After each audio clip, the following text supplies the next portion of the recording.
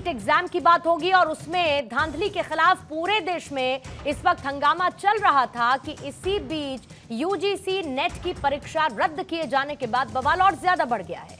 Net और NEET दोनों ही exam NTA conduct करवाता है। एनटीए देश के कई बड़े एग्जाम्स को कंडक्ट करवाता है।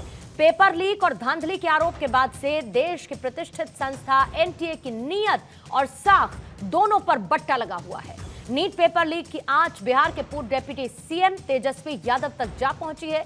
बिहार के डिप्टी सीएम विजय सिन्हा ने तेजस्वी पर आरोप लगाते हुए कहा कि तेजस्वी के निजी सचिव ने पेपर लीक के आरोपी सिकंदर और अनुराग के लिए गेस्ट हाउस में कमरा बुक करवाया था। इसी बीच इस मुद्दे पर सियासत लगातार गरमाई है।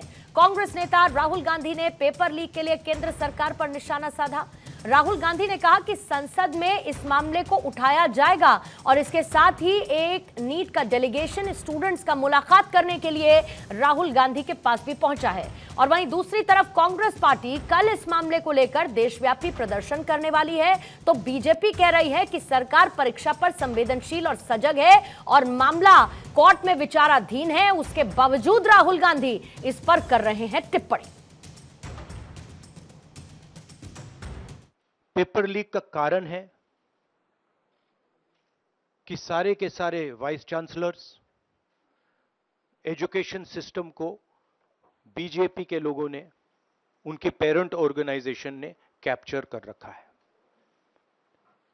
जब तक ये कैप्चर रिवर्स नहीं किया जाएगा तब तक पेपर लीक चलता जाएगा। यदि विपक्ष के नेता के रूप में कोई ऐसे लोग राहुल गांधी जी आकर कहें, जिसे अगर सामान्य शब्द में कहा जाए कि तीसरे अटेम्प्ट में, थर्ड अटेम्प्ट में भी जो थर्ड डिवीजन नहीं पास हो पाए, अर्थात 100 सीटें भी नहीं पा पाए, वो आकर अपने को मेधावी छात्रों का प्रतिनिधि घोषित करने का प्रयास करें और जब यह विषय न्यायालय के विचाराधीन है तो न्यायालय के विवेक से ऊपर अपना विवेक दिखाने का प्रयास करें, तो यह साफ साफ लगता है कि उन्हें लाखों छात्रों के भविष्य के साथ कुछ लेना देना नहीं है। तो आपने सुना किस तरीके से इस मुद्दे पर राजनीति हो रही है। बीजेपी इसको लेकर जवाब दे रही है, लेकिन सवाल उठेंगे और सवाल उठने लाजमी इसीलिए हैं क्योंकि छात्रों का भविष्य इस घटना से प्रभावित होता हुआ नजर आ रहा है, अधर में लटका है और जाहिर है कि उनको न्याय का इंतजार है। कुछ सवालों का जिक्र करती हूं जिन पर आज करेंगे दहाड़ में चर्चा और उसके बाद मेहमानों से आपका तारुफ करवाऊंगी। पहला सवाल यही है कि नीट नेट में खेल, एनटीए परीक्षा में फेल। नीट के बाद नेट, एनटीए के कितने एग्जाम सेट, भविष्य से खिलवाड़, पेपर लीक के मंत्री तक तार। नेट परीक्षा रद्द हुई, नीट पर फैसला कब होगा और धांधली के आरोप के बाद एग्जाम आउटसोर्स बंद करेगा क्या एनटीए? एसएन सिंह साहब है, बीजेपी के प्रवक्ता, इस वक्त हमारे साथ मौजूद हैं। दीपक झा, कांग्रेस के प्रवक्ता, इस वक्त हमारे साथ जुड़े हुए हैं। अखिलेश कटियार साहब, समाजवादी पार्टी के प्रवक्ता, इस वक्त हमारे साथ हैं। आलोक पांडे जी, शिक्षाविद हैं, हमारे साथ जुड़े हुए हैं। और रमनीश वत्स, राजनीतिक विश्लेषक के तौर पर स्टूडियो में इस वक्त हमारे साथ मौजूद हैं। और मुंजा आसिम, नीट के स्टूडेंट हैं, इस वक्त वो भी हमारे साथ जुड़े हुए हैं। आप सभी का बहुत बहुत स्वागत करती हूं। लेकिन आसिम, आपके पास सबसे पहले आना चाहूंगी और अब से थोड़ी ही देर बाद मयंक सिन्हा, जेडीयू के प्रवक्ता, वो भी हमारे साथ जुड़ जाएंगे, उनका भी हम स्वागत करेंगे। लेकिन आसिम, सबसे पहले मैं आपके पास आना चाहूंगी क्योंकि इस वक्त जो दर्द स्टूडेंट्स का है उसको इस राजनीति के तराजू में ना तौला जाए तो बहुत बेहतर होगा, क्योंकि जो एक स्टूडेंट पर बीत रही है वो कोई ना समझ सकता है, ना उसको उसका कोई हल सुझाने की शायद उस तरीके की कोशिश कर सकता है जैसे कि होनी चाहिए। आसिम, ये फैसला आया कि नेट की परीक्षा को रद्द कर रहा है एनटीए। नीट को लेकर बार बार ये मांग की जा रही है कि रीनीट हो, क्योंकि इसमें धांधली हुई है, इसमें पेपर लीक हुआ है, इसमें ग्रेस मार्क्स की अड़चन लाई गई जिसकी वजह से रैंकिंग प्रभावित हुई। क्या नेट का एग्जाम रद्द होने के बाद एज अ नीट स्टूडेंट आपको उम्मीद इस बात की है कि शायद नीट पर भी फैसला जल्द लिया जाए? हालांकि हम लोगों की कोचिंग, जो हमारी काउंसलिंग है वो 5th से स्टार्ट हो रही है, लेकिन सुप्रीम कोर्ट फैसला जो है वो 8 को दे रहा है। इट्स लाइक कि थोड़ा सा जल्दी अगर भी फैसला आए तो हम लोगों को चीज़ों में क्लैरिटी भी मिले कि हमें काउंसलिंग करनी है, हमें रीनीट के लिए तैयारी करनी है। हमें करना क्या है, हमारे पास इस टाइम कुछ भी क्लैरिटी नहीं है। क्लैरिटी किस तरीके तो की? अभी हम हाँ, लोगों को- आप अपनी बात को खुलकर पूरा करिए। मैं आपको इसीलिए मुंजा समय दे रही हूं ताकि आप जो कहेंगी फिर वो चर्चा का विषय बनेगा सभी के साथ, क्योंकि ये सभी पॉलिटिकल पार्टीज के रिप्रेजेंटेटिव्स हैं जो शायद कुछ इसमें समाधान देने की कवायद कर रहे हैं, तो कुछ इस पर हैं जो पॉलिटिक्स कर रहे हैं, इसलिए आपकी बात बहुत इंपॉर्टेंट है। Clarity in the sense ma'am, जैसे कि अगर हमें दोबारा से पेपर देना है तो उस पर भी क्लैरिटी नहीं है। लाइक अगर रीनीट होगा तो हमें पता चलना चाहिए कि मतलब अब रीनीट है या क्या है। मतलब मैं चाहता हूँ कि डिसीजन जो है वो जल्दी हो। हाँ, ठीक है, मैं आपका पॉइंट समझ गई। लाइक सुप्रीम कोर्ट ठीक है, आप चाहती है कि इस पर फैसला जो भी हो वो जल्द लिया जाए ताकि आप लोगों को क्लैरिटी मिल सके करना क्या है, किस तरीके से आगे बढ़ना है। एसएन सिंह साहब आपके पास आते हुए, क्योंकि सवाल बहुत गंभीर हैं और उन सवालों के जवाब भी उतने ही गंभीर होने चाहिए, क्योंकि बच्चों को बड़ी उम्मीद है कि उनके पक्ष में कोई फैसला लेगा। आपकी सरकार से, शिक्षा मंत्रालय से बच्चे क्या उम्मीद करें, क्योंकि एनटीए की साख पर तो बट्टा लग चुका है, जिसको लाख कोशिश कर लीजिए वो दाग धुलने वाले नहीं हैं।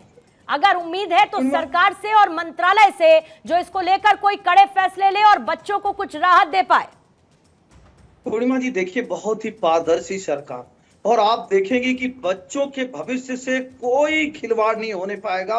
आज जिस पारदर्शिता से सरकार ने कहा कि दोषी कोई भी होगा उसको बख्शा नहीं जाएगा, और आप देखिए पूर्णिमा जी आज भी जांच की आंच किधर जा रही है, उधर ही तो जा रही है, उसी कांग्रेस के तरफ जा रही है, उनके सहयोगियों की तरफ जा रही है कि किस तरह से वो जब सरकार और सत्ता में रहते हैं तब भी सत्ता का दुरुपयोग करते हैं, और जब सरकार और सत्ता में नहीं रहते हैं तब भी सत्ता का दुरुपयोग करते हैं। आज जो मेन अभियुक्त है वो किससे मिलता जुलता है?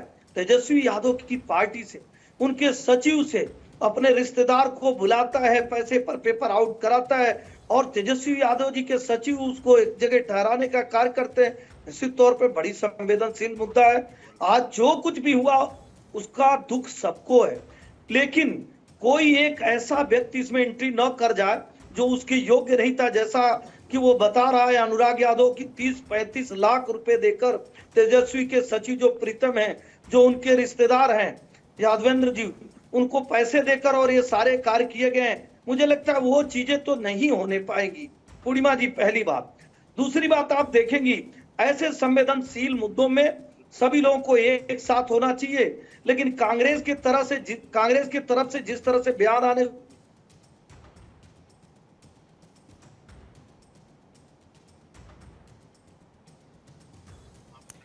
एक बार फिर से सिंह साहब के पास जाएंगे। सिंह साहब हैं आप हमारे साथ, अपनी बात को पूरा करेंगे? आवाज आ रही है? जी जी, अब आ रही है।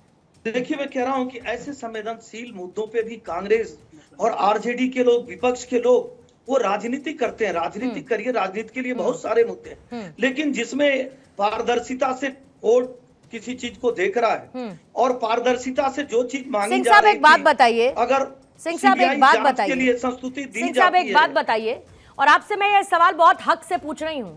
मुझे ये बताइए कि आप अपने घर में अगर सही ताला नहीं लगा पाए तो पड़ोसी को आरोप देंगे कि आपके घर में चोरी हो गई? आपके घर में चोरी हो गई, आप पड़ोसी से कहेंगे कि तुमने मेरे घर में चोरी कर ली, मैं लेकिन अपने घर में सही ताला नहीं लगा पाया? बिल्कुल नहीं पूर्णिमा जी, बिल्कुल तो फिर नहीं। मत करिए ये सर, भारतीय जनता फिर पार्टी मत करिए सिंह साहब, क्योंकि मैं आपसे इससे बहुत बेहतर की उम्मीद करती हूँ। मैं आपसे बहुत बेहतर की उम्मीद करती हूँ सिंह साहब, आपके 100 अच्छे कामों को सलाम, लेकिन अगर आपकी आंख के नीचे सब कुछ ये हो रहा है, देखिए क्या कह रही है आपकी पार्टी। विजय सिन्हा को जरा 2 सेकंड सुनेंगे, इसको लेकर क्या कह रहे हैं, शायद वही आरोप जो इससे पहले इन्होंने लगाए थे और बीजेपी कह रही है। दबाव डाल करके इस तरह से खेलना दुखद दुर्भाग्यपूर्ण है। प्रतिभा का गला घोंटना कहीं न कहीं ये दुखद और दुर्भाग्यपूर्ण है। विपक्ष की भूमिका में जोर जोर से बोलते हैं, शोर भी मचाते हैं, लेकिन अपराध भ्रष्टाचार से मुक्ति की बात नहीं करेंगे, प्रत्यक्ष अप्रत्यक्ष संरक्षण करेंगे। हमने जब नेता प्रतिपक्ष था उस समय भी बात को हमने कई बार उठाया था कि राजद हमेशा अपराधी भ्रष्टाचारी को प्रत्यक्ष अप्रत्यक्ष संरक्षित करता है, और इसका कई बार प्रमाण भी आया है। लेकिन ये लोग सुधरने की बजाय अपनी राजनीतिक साख बढ़ाने के लिए कोई भी सौदा कर सकते हैं। आतंकवाद, उग्रवाद, अपराध, भ्रष्टाचार को कहीं न कहीं संरक्षित, पोषित, प्रशिक्षित करने में से बाज नहीं आएंगे। सिंह साहब अपनी बात को पूरा कीजिएगा, फिर बाकी मेहमानों के पास जाऊंगी। मेरा सीधा सवाल आपसे यह है कि आपके 100 अच्छे कामों को मैं सलाम करती हूं, लेकिन अगर आप लोगों की निगाह के नीचे कुछ ऐसा कंडक्ट हो रहा है या कुछ ऐसे लूप होल्स हैं, तो अगर वो फेलियर है आप उसमें, तो सवाल आपसे पूछे जाएंगे ना? आप ही से पूछे जाएंगे सवाल या कांग्रेस से पूछे जाएंगे सवाल?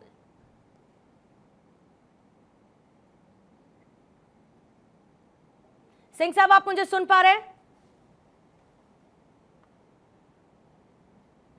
एक बार फिर से कनेक्ट करेंगे, सिंह साहब के पास तब जाऊंगी। दीपक झा आपके पास आते हुए, और जल्दी से एक एक प्रतिक्रिया सभी मेहमानों से लूंगी। दीपक झा, समझने की कोशिश करते हुए, क्योंकि स्टूडेंट्स का भविष्य इस वक्त कटघरे में है। कटघरे में किसने रखा?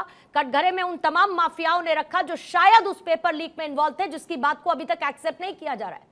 लेकिन समस्या इस बात की है कि अगर कोई भी लूप होल सिस्टम में है तो उसको दूर करने की जिम्मेदारी सरकार की है, तो उस पर सियासत ना हो और कोरी सियासत ना हो, इसकी जिम्मेदारी विपक्ष की भी है।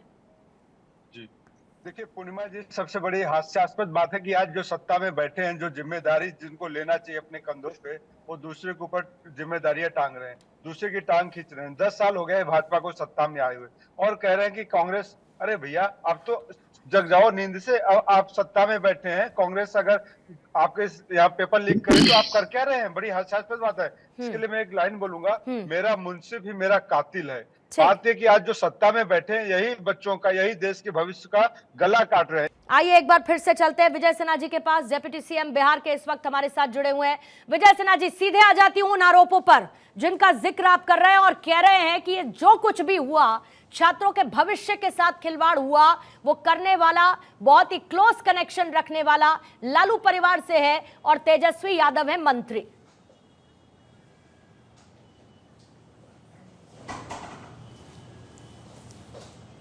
देखिए पूर्णिमा जी, ये मैं नहीं कह रहा हूँ।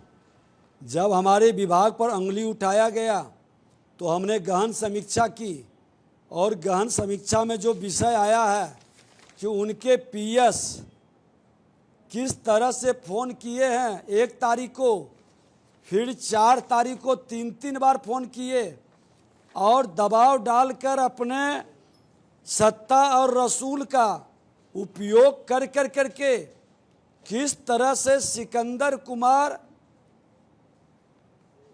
को कमरा दिलाने का, ये सिकंदर कुमार प्रीतम कुमार हैं उनके पीएस, जो उस समय उप मुख्यमंत्री और पथ निर्माण मंत्री थे। अभी नेता प्रतिपक्ष तेजस्वी यादव जी हैं, इनके पीएस हैं, और ये आज भी शायद उनके यहाँ हैं। ये किस तरह से उपयोग करते हैं, और बिहार के अंदर जो वातावरण मेरे विभाग पर उठा उसको मैंने आप लोगों के सामने पहुंचाया है कि इस तरह से सत्ता का, अपने रसूल का दुरुपयोग करना, जो रसूख का सदुपयोग जनता के प्रतिभा का, प्रतिपक्ष की भूमिका निभाने का होना चाहिए। आज उनके देख रेख में ये खेल जब तक उच्च स्तरीय जांच नहीं होगी, स्पष्ट नहीं होगा। आप ये कह रहे हैं विजय सिन्हा जी कि सरकारी गेस्ट हाउस का इस्तेमाल हुआ है इस धांधली के लिए। इसके साथ साथ आप सीधे आरोप तेजस्वी यादव पर लगा रहे हैं, उसके पीएस पर लगा रहे हैं कि वो मास्टरमाइंड है इस पूरे घटनाक्रम का। मतलब इसी बीच में आप कहीं ना कहीं ये तो मानते हैं ना, जो अभी तक कोई नहीं मान रहा है, कि पेपर लीक हुआ है। ये तो मैं बता रहा हूं प्रमाण के साथ। नहीं, ये देखिए, ये तो अभी केंद्र सरकार की सजगता, राज्य सरकार की गंभीरता के कारण ये तहकीकात करने का प्रयास हो रहा है कि घटना की सच क्या है, और ये सच को जानने के लिए पूरी तरह से जो लोगों का, ये सिकंदर का, प्रीतम का, तेजस्वी यादव का, अनुराग यादव का, ये सब जो ग्रुप है, इसकी जांच से स्पष्ट होगा कि असलियत क्या है। तो आप ये कह रहे हैं कि जांच में इन लोगों से पूछताछ होगी, आप ये मेक श्योर करेंगे? निश्चित तौर पर जांच में पूछताछ होनी चाहिए और लोग को सहयोग भी करना चाहिए। एक बात बताइए मुझे विजय सिन्हा जी कि कैसे सरकार की नाक के नीचे ये सब कुछ बिहार में हो गया? इतने स्टूडेंट्स हैं, उनके भविष्य को दांव पर लगा दिया गया, किसी को कानो कान खबर नहीं हुई, किसी की नजरें नहीं पहुंची वहां तक कि हो क्या रहा है। देखिए, सत्ता और रसूख का प्रयोग कर नेता प्रतिपक्ष भी कैबिनेट मिनिस्टर का दर्जा प्राप्त करते हैं और कोई उसका रसूख का उपयोग कर करके खेल खेलता है, तो ये तो गंभीर विषय है और ये जांच से ही क्लियर होगा ना, कोई आम लोग तो नहीं है। तब तक बाकी मेहमानों से एक एक प्रतिक्रिया मैं लेना चाहूंगी, क्योंकि इसी बीच में कश्मीर जम्मू से भी तस्वीरें आने लगी हैं, वो भी तस्वीरें हमको दिखानी होंगी। मयंक सिन्हा जी, जल्दी से एक प्रतिक्रिया आपसे लेना चाहूंगी। और अभी आप सुन रहे थे विजय सिन्हा से हम बात कर रहे थे। हाँ, ठीक है, बोलिए दीपक, बोलिएगा दीपक जी। अरे पूर्णिमा जी, दीपक जी को कितना समय देंगी? दीपक जी से पूछिए ना, 15 पेपर लीक हुए थे राजस्थान में, और सुरेश झा का जो पेपर लीक का मास्टरमाइंड था, उसको बचाने के लिए कौन जाता है? वकील बनकर कौन जाता है? और कांग्रेस के लोग उसकी मदद कैसे साहब, मैं एक बात बताऊं आपको, पेपर लीक कहीं पर भी होना, सरकार में पेपर लीक कहीं पर भी होना, उससे बड़ा दाग कोई नहीं हो सकता है। फिर वो किसी भी राज्य में क्यों ना हो, उससे बड़ा दाग कोई नहीं हो सकता है। आप बात कीजिएगा इनके लिए राजस्थान की, तो ये बात करेंगे आपके लिए उत्तर प्रदेश की। आप एक दूसरे पर आरोप प्रत्यारोप करते रहिए, और यही इसी आधार में फंसे हुए हैं इस वक्त सारे के सारे स्टूडेंट्स। आप क्या मैसेज दे रहे हैं सिंह साहब, दीपक जी, आप लोग क्या संदेश दे रहे हैं? आपको इस बात का अंदाजा है दोनों लोगों को? ये इतना गंभीर मसला है और इस पर सिर्फ राजनीति हो रही है। बच्चों के भविष्य की बात है, और भारतीय जनता पार्टी की सरकार है। भारतीय जनता पार्टी की सरकार में कोई गलत कार्य नहीं हो पाएगा। आज कांग्रेस के लोगों को संजीदगी से ये बात कहना चाहता हूँ कि आपकी सरकार में ऐसा होता था। मसूद साहब आपके स्वास्थ्य मंत्री थे, उनका मंत्रालय चला गया और वो जेल चले गए ऐसा कांड करके। ठीक है, सिंह साहब रुकिएगा जरा, लीक करके सिंह साहब प्लीज रुकिए। मदद आप किए, लेकिन मैं लास्ट में यही कहूंगा, रुकिए दीपक जी, आ रही हूँ। परीक्षार्थी सिकंदर यादव उसका फूफा, प्रीतम यादव उसका मददगार, और प्रीतम यादव का मददगार तेजस्वी यादव, और तेजस्वी यादव के सहयोगी आदरणीय कुछ नहीं है। नेहरू गांधी की वजह से पेपर लीक हो रहे हैं, आज भी यही बोलेंगे। जवाहरलाल नेहरू जी को दोष देंगे कि उनकी वजह से कांग्रेस के सब कांग्रेस को जवाब देना चाहिए। सिस्टम आपके हाथ में है। तो बताया जा रहा है कि कांग्रेस की सरकार नहीं है जहां बिना पेपर लीक किए ही भर्ती करा दिया जाता था। भाई कांग्रेस की सरकार में आपके स्वास्थ्य मंत्री मसूद साहब का मंत्रालय इसी नाते गया और जेल में भी इसी नाते गए, और राजस्थान में आपकी ही सरकार थी आदरणीय कांग्रेस के प्रवक्ता महोदय, जहां पर 15 पेपर लीक हुए। सुरेश झा का, एसएन सिंह साहब, दीपक झा जी, थोड़ी फ्रूटफुल बात कर लेते हैं सर, थोड़ी जरूरी बात कर लेते हैं। आरोप प्रत्यारोप का दौर प्रेस कॉन्फ्रेंसेस के लिए भी बचाकर रखिए सर। कांग्रेस भी कर रही है, आप भी कर रहे हैं, प्रेस कॉन्फ्रेंसेस के लिए बचा लेते हैं ना सर, थोड़ी महत्वपूर्ण बातें कर लेते हैं। इस वक्त मामला कोर्ट में है, मामला कोर्ट में है सर, मामला कोर्ट में है, लेकिन नेट को लेकर फैसला लिया ना एनटीए ने, नेट को लेकर फैसला लिया ना, शिकायत आई तो नीट के लिए अभी तक फैसला क्यों नहीं लिया गया? जबकि नंबर ऑफ स्टूडेंट्स आप देखिए कितना फर्क है सर। मिलेंगे तो हम कांग्रेस के लोगों को भी नहीं बख्शेंगे। अरे सर, किसी को बख्शे ना बख्शे, बच्चों की तो बात करेंगे। दीपक झा जी प्लीज। आप देखिए ना पूर्णिमा जी, आप देखिए कोई व्यक्ति उस लायक नहीं है अगर वो उसमें एंट्री कर जाता है। ठीक है, 2 मिनट रुकिए, सिंह साहब प्लीज रुकिए, सिंह साहब प्लीज रुकिए, दीपक झा जी रुकिए, सारी चीजों दीपक जी अब तक मेरी आवाज पहुंच रही है तो प्लीज रुकिए।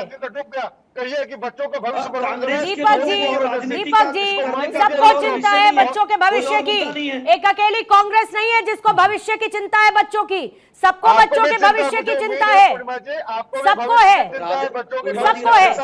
और इसीलिए रोज ये मुद्दा उठाया जा रहा है, सबको है, और ये सवाल तब तक पूछा जाएगा जब तक बच्चों के भविष्य को सिक्योर नहीं किया जाएगा, लेकिन उस पर राजनीति नहीं होनी चाहिए और ना होने दी जाएगी। सिंह साहब प्लीज रुकिए। इस तरह से खिलवाड़ मत करिए। मयंक सिन्हा जी आपके पास आते हुए, मयंक सिन्हा जी, सिकंदर, तेजस्वी, न जाने कौन कौन से नाम विजय सिन्हा इस वक्त लेते हुए नजर आ रहे हैं, और इसके साथ साथ थोड़ी देर में या अभी जो पेपर्स दिखा रहे हैं, कैसे कॉल की गई, क्या की गई, मतलब क्या बताना चाहते हैं वो कि उनकी नाक के नीचे उनकी सरकार के रहते हुए विपक्ष में बैठे लोगों ने ये सब कुछ कर डाला और आपको कानो कान खबर नहीं लगी, ये सब कुछ हो गया। देखिए, आप सबसे पहली बात तो ये समझिए कि आर्थिक अपराध शाखा ने स्वतः जांच इसको किया है और जो जांच उन्होंने किया है वो बहुत इफेक्टिवली जांच किया है और जांच से ही तो पता चलता है कि कौन क्या कर रहा है नहीं कर रहा है। और उसमें जो प्रिलिमिनरी जो आया है उसमें यह है कि जो प्रीतम जी हैं, माननीय नेता विपक्ष तेजस्वी प्रसाद यादव जी के आप सचिव हैं और उनके ही रिलेटिव हैं सिकंदर यादव। आप सिकंदर यादव के बारे में थोड़ा सा हम आपको बता देते हैं कि इनके पहले नगर परिषद के जो वहाँ के अध्यक्ष हैं दानापुर के, इन्होंने शिकायत किया था सिकंदर यादव के खिलाफ कि इनका आचरण नहीं ठीक है और उस समय उनको जो है कि प्रधान सचिव ने इनके अनियमितता के कारण इनको निलंबित करने का फैसला किया। लेकिन तेजस्वी यादव के मदद के द्वारा, प्रीतम कुमार के मदद के द्वारा, जो आप सचिव हैं, इनको जब तेजस्वी जी आए तो इन्होंने जल संसाधन विभाग से लेकर ये नगर विकास में आए और नगर विकास में लेके आके ये एक कनीय अभियंता इतना बड़ा रसूख केवल तेजस्वी यादव के चलते ही मिला उसको और उसके ऊपर अभी जो हमारी एनडीए की सरकार है वो बहुत बेहतरीन तरीके से कार्रवाई कर रही है और कोई भी अपराधी बचेगा नहीं, मैं आपको आश्वस्त करता हूं।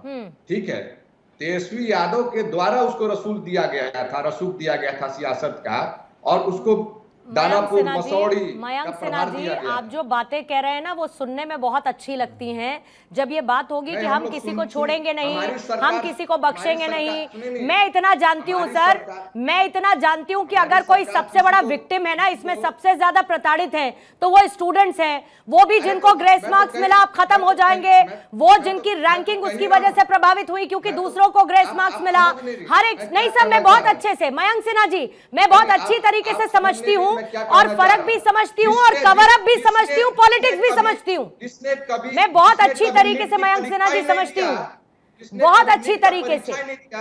जिसने कभी किसी 10th के बाद कोई प्रतियोगिता परीक्षा का फॉर्म नहीं भरा, उसको क्या जानकारी होगा जी?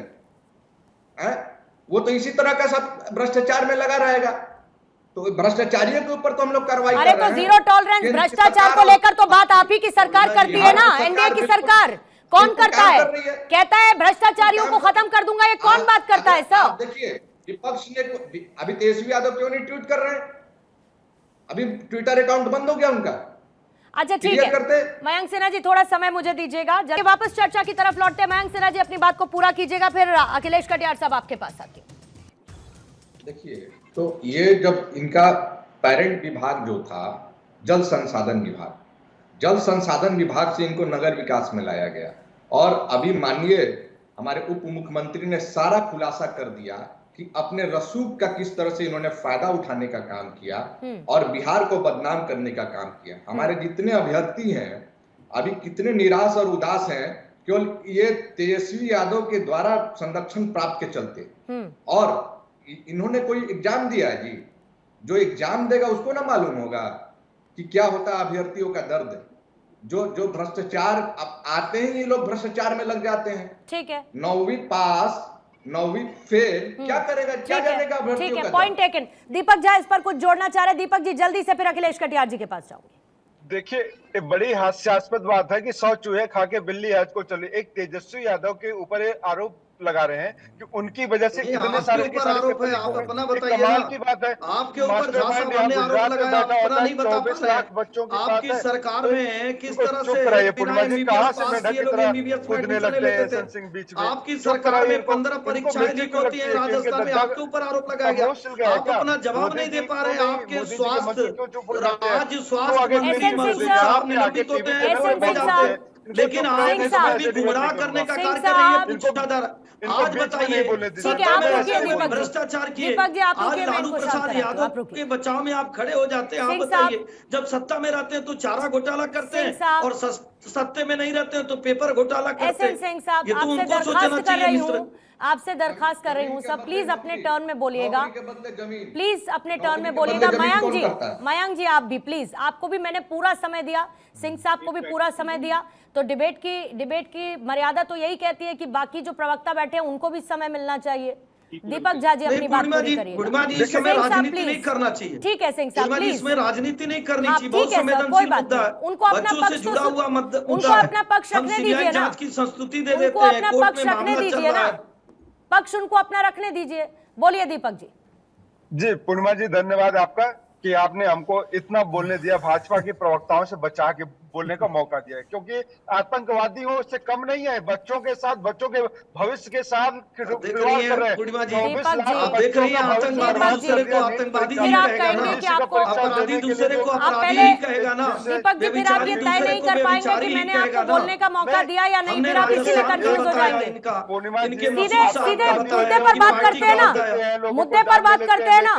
भाजपा मुद्दा सरकार रहेगा बच्चों तब ना, के भविष्य के किस साथ मुद्दे की खिलवाड़ चर्चा किया, करेंगे? जिंदा रहते मार दिया। प्रियंका वहाँ गांधी के मेहनत मुद्दे का मजदूरी चर्चा करके करेंगे, लाते हैं, पैसा जिसको कमाते हैं, लेके और पूर्णिमा बच्चों जी में ट्वीट अपने कर रही भविष्य को थी। देखते अपने आज भविष्य कोर्ट को ने क्या भूलते हैं। कहा, और वो भाजपा ने साक्ष्य क्या भी किया? गलत था, व्यापक कहानी भी घोटाले से गलत थी। लेकर आज तो तक निश्चित सिर्फ और तौर सिर्फ पे माफी तो घोटाले को प्रियंका फिर से गांधी जी को चुप मांगना कराइए। चाहिए आज और उनके बात यह है कि प्रवक्ता को भाजपा मांगना को चाहिए मिर्ची लग रही कि है। ऐसे आज संवेदनशील भाजपा मुद्दों पे बोलना- प्रियंका गांधी, क्योंकि राहुल इनके पास गांधी बोलने का और मुद्दा यहाँ कुछ है आदरणीय नहीं, तो झा जी बोलने नहीं तो देना चाहते। राजनीति कर रहे हैं कांग्रेस, पूर्णिमा जी। तेजस्वी यादव, लालू प्रसाद यादव चारा घोटाला यही बताते रहेंगे, लेकिन ये नहीं ठीक है। बताएंगे। अरे भैया, ये ठीक है, ठीक है। सिंह साहब, प्लीज सर, इतिहास में दर्ज प्लीज हो सिंह जाता साहब, है आपके करना में। ऐसे में पूरा समय निकल जाता है, आप लोग समझिए। दीपक झा जी, एसएन सिंह साहब, आप एक ये बात समझिए, आप लोग कम से कम इतना समझिए माइनरली कि आपको एक नीट की स्टूडेंट सुन रही है। मयंक जी, एक नीट की स्टूडेंट आपको सुन रही है, कम से कम उसकी तो मर्यादा रख लीजिए आप लोग। बिल्कुल हम आपको मैं कह रही हूँ कि इस पर पॉलिटिक्स मत करिए, आप पॉलिटिक्स पर पॉलिटिक्स किए जा रहे हैं। मैं कह रही हूँ कम से कम उन बच्चों को न्याय की आस है, कुछ ऐसी बात तो कर लीजिए। आप सब लोग कम से कम कुछ ऐसी बात तो कर लीजिए। सवाल कर रहे हैं, मीडिया भी सवाल कर रहे हैं कि बताइए मोदी जी, देश में दीपक जी प्लीज रुकिए, दीपक जी प्लीज रुकिएगा। सवाल है, भाजपा के मंत्री पहले जाके सवाल रमनीश जी, आपको लाते के लिए हुए, कह देते आपको लाते घोटाला नहीं हुआ, कोई पेपर सवाल नहीं है हुआ। और सवाल पूछे जाएंगे। एनडीए की साख पर बट्टा लगा है और जवाब देना होगा। 7 बजे प्रेस कॉन्फ्रेंस में क्या कहते हैं शिक्षा मंत्री, वो सुनने योग्य रहेगा। लेकिन पेपर लीक हुआ है और इसके ट्रेसेस हैं, अब इस बात को कबूलना होगा कि हुआ है। और अगर नेट को लेकर फैसला लिया जा सकता है तो नीट को लेकर क्यों नहीं? देखिए, एनटीए के ऊपर विश्वसनीयता के ऊपर प्रश्न यदि चिन्ह लगा है तो मुझे लगता है इसके ऊपर बिल्कुल साफगोई से धर्मेंद्र प्रधान जी को सामने आना होगा और उसके ऊपर बोलना होगा, क्योंकि एनटीए कहीं ना कहीं जिम्मेदार है और जिम्मेदारी तो निभानी ही पड़ेगी। लेकिन ऐसे मामलों में मुझे लगता है कि किसी के समय में, आज चाहे कांग्रेस की बात करें चाहे भारतीय जनता पार्टी की सरकार की बात करें, किसी के समय में पेपर लीक का मामला यदि आया है, मुझे लगता है ये दुर्भाग्य है और घोर, मुझे लगता है कि घोर अन्याय तो उन बच्चों के साथ, उन विद्यार्थियों के साथ हो रहा है, वो जो हमारे भविष्य हैं, जो छात्र हमारे, उनके साथ हो रहा है। लेकिन ऐसे मौके पे भी मुझे लगता है कि सांप केंचुए और नेवले की तरह जो प्रेस कॉन्फ्रेंस करने के लिए आ जाते हैं, उनको याद आना चाहिए कि कांस्टेबल परीक्षा की बात करें, राजस्थान में एक सैकड़ों ऐसे जो घोटाले हुए थे, परीक्षा पेपर लीक हुआ था, उसके ऊपर भी मुझे लगता है, उसके ऊपर भी साफगोई से राहुल गांधी जी को बोलना चाहिए। चाहे लाइब्रेरियन परीक्षा भर्ती घोटाला की बात करें, सिविल भर्ती घोटाला, रीट लेवल की बात करें, बिजली विभाग में जो परीक्षा पेपर लीक हुआ था, वन रक्षक पेपर लीक जो हुआ था, हाईकोर्ट में एलडीसी भर्ती परीक्षा जो लीक हुआ था, चाहे सेकेंड ग्रेड 2022 में जो पेपर लीक हुआ था, इन सारे मामले में भी यदि दीपक जी आप सुनने देंगे तब समझ में आएगा ना कि सामने वाला क्या कह रहा है। साथ साथ बोलिएगा तो कैसे समझ में आएगा? तमाम जो पेपर लीक हुए थे राजस्थान की सरकार में, रुकिए ना आप एक सेकंड, सरकार में दीपक जी ऐसे रुकिए ना मामले प्लीज। में भी मुझे लगता है ये सैकड़ों ऐसे परीक्षा बहुत ही भर्ती जो आपत्तिजनक है भाषा पेपर का लीक इस्तेमाल हुए कर रहे थे, व्यक्ति। उस मामले में भी राहुल गांधी का एक भी कमेंट, एक भी वक्तव्य, एक भी प्रेस कॉन्फ्रेंस आ जाता, मुझे लगता है कि ये बहुत बड़ी बात होती। लेकिन ऐसे मामलों में नहीं। और जहां तक बिहार की बात करें, तेजस्वी यादव के पिताश्री जी, ये बात सच है कि लालू यादव के समय में चारा घोटाला, चारा खा गए थे, इसमें कोई दो राय नहीं। और बच्चों की जो जमीन थी, लैंड फॉर जॉब्स का जो मामला था, उनका घोटाला था, ठीक है। इसमें भी बहुत बड़ा घोटाला ठीक है, था ठीक कि है। जमीन हथियार अरे तो लिए घोट- बच्चों को नौकरी देने के नाम पे। तो इसमें उनके ऊपर आरोप। देखिए, विपक्ष में पेपर लीक का मामला जो है करा करके पैसा कमाने का जितना भी मामला हो, ये सारे सामने देखिए ना। प्रीतम प्यारे, तेजस्वी जी के जो न्यारे थे, उनके ऊपर आज आरोप लगाया, चाहे सिकंदर है, अनुराग यादव है। अरे भैया आकर के बोलिए ना भाई, आकर के बयान दीजिए ना भाई। तेजस्वी यादव, आप पाक हैं, आपको लगता है कि आपने कोई भी निराधार ये सारे के सारे आरोप, ये जो हमारे डिप्टी सीएम विजय सिन्हा जी का, तो आप सामने आइए मीडिया के सामने, आप भी प्रेस कॉन्फ्रेंस करिए राहुल गांधी जी की तरह, उसके बाद सामने रखिए। लेकिन मुझे लगता है ये जो है, ये देश में सही नहीं हो रहा है। आज जितने भी मुझे लगता है पेपर लीक हो रहा है, ये हमारे खास करके जो विद्यार्थी हैं, उनका कहीं ना कहीं भविष्य अंधकार में चला जाएगा। कहीं ना कहीं इसके नहीं, पूरी ऊपर तरीके से, अविलंब कार्रवाई, पूरी तरीके से, कहीं ना कहीं नहीं है रमेश जी, पूरी तरीके से है। मामला है, लेकिन कोर्ट भी ये कह रहा है ना, कोर्ट भी ये कह रहा है ना कि काउंसलिंग पर अभी भी हम रोक नहीं लगाएंगे। अगर परीक्षा रद्द करने का अंतिम फैसला लेते हैं, उसके बाद देखा जाएगा, क्योंकि उसकी तारीखें नजदीक आ रही हैं। तो कोर्ट में बात चल रही है। लेकिन रमनीश जी, अगर दीपक झा आतंकवादी कहते हैं, मुझे उस पर ऑब्जेक्शन है, तो आपके सांप, केचुआ, नेवले कहने पर भी मुझे ऑब्जेक्शन है। और मुझे समझ में नहीं आता कि आप लोग चर्चा के दौरान ये इंस्टिगेटिंग शब्द क्यों लेकर आते हैं। मेरा मानना है, नहीं, आप मुझे नहीं पता सर किसको अच्छा लगता है, लेकिन मैं इतना श्योर हूं कि दर्शकों को ये सब अच्छा नहीं लगता है। रिफ्रेन किया करिए, और ये बेसिक उम्मीद है जो आप लोगों से रखी जा सकती है। रिफ्रेन किया करिए, सिर्फ इतना कह रही हूं। अखिलेश कटियार साहब, आपके पास आते हुए, रीनीट की मांग बार बार हो रही है, ये कहा जा रहा है कि रीनीट होना चाहिए, रीनीट होना चाहिए, लेकिन इन सबके बीच में अब जो आरोप लगने लगे हैं वो सीधे सीधे तेजस्वी और लालू परिवार पर लगने लगे हैं। लेकिन अखिलेश कटियार साहब, आपके पास वापस आते हुए आपका जवाब लूंगी, और उसके बाद आलोक पांडे जी आपके पास आऊंगी। थैंक यू पूर्णिमा जी। मुझे तो लगा कि आज डिबेट पूरी हो जाएगी, हमें तो अवसर नहीं मिलेगा। 45 मिनट, नहीं, 40 मेरी मिनट पूरी हो गए। कोशिश थी सर कि ऐसा ना हो। अब आप अपनी बात रख सकते हैं। पहले तो जो सरकार है, आपदा में अवसर तलाशने वाले लोग जो सत्ता में बैठे हैं, वो एक बात कहते हैं पूर्णिमा जी टीवी पे आके, कि जो 3 बार जो है फेल हुए हैं, 3 बार सरकारों में, तो क्या ये मान लिया जाए कि इन्हें पर्चा लीक कराने की अथॉरिटी मिल गई है? और जो संस्था है जो पेपर कराती है, क्या ये सरकार से बाहर है क्या? और अगर सरकार आपकी है, तो इस उत्तर प्रदेश में भी हमारे नेता माननीय अखिलेश यादव जी ने जो कई बार सवाल किए हैं, 17-18 परीक्षाएं लगातार लीक होके घर में, तो कितने लोग जेल के पीछे हैं?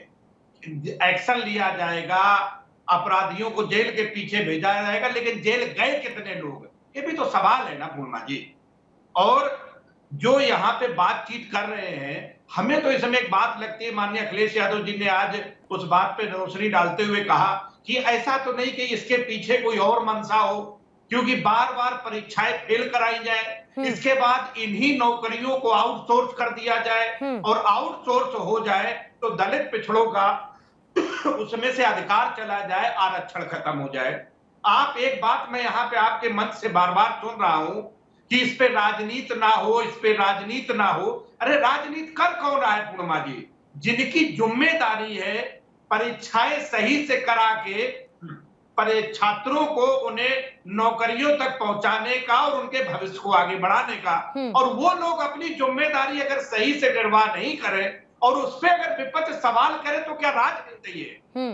ये राजनीति नहीं है, क्योंकि विपक्ष का काम सत्ता के काम को, फैसलों को सुनकुछ समीक्षा करना और जनता के सवाल खड़े करना है। ये राजनीति नहीं है। ये हमारा राजनीतिक दायित्व समाजवादी है। पार्टी के लेकिन नेता उन लोगों के हाथ में आज सत्ता है जो कोरोना में भी कालाबाजारी करते थे, इन परीक्षाओं में भी कालाबाजारी। ठीक है कटियार साहब, पॉइंट टेकन। देश के दलित पिछड़ों पॉइंट के टेकन सर। अधिकारों को लूट के पॉइंट आप टेकन जिस सर। तरीके से कर रहे, उत्तर प्रदेश में 17-18 परीक्षाएं असफल हुई। ठीक कितने है, लोग मैंने कहा ना कि राज्यवार नहीं जाते हैं, क्योंकि राज्यवार जाएंगे तो फिर हर राज्य को लेकर सवाल उठेंगे, फिर उन सवालों के जवाब देने पड़ेंगे। और उत्तर प्रदेश में तो लंबे वक्त तक आपकी भी सरकार रही है साथ, और पेपर लीक का इतिहास आपकी सरकार के राज में कितना रहा है ये भी मुझे बताने की जरूरत नहीं है, उस पर भी फिर नहीं तो बात निकलेगी तो बहुत दूर तक जाएगी। आलोक पांडे जी, सर मेरे पास क्योंकि समय कम है, समझिए, मुझे आलोक जी से एक जवाब लेने दीजिए।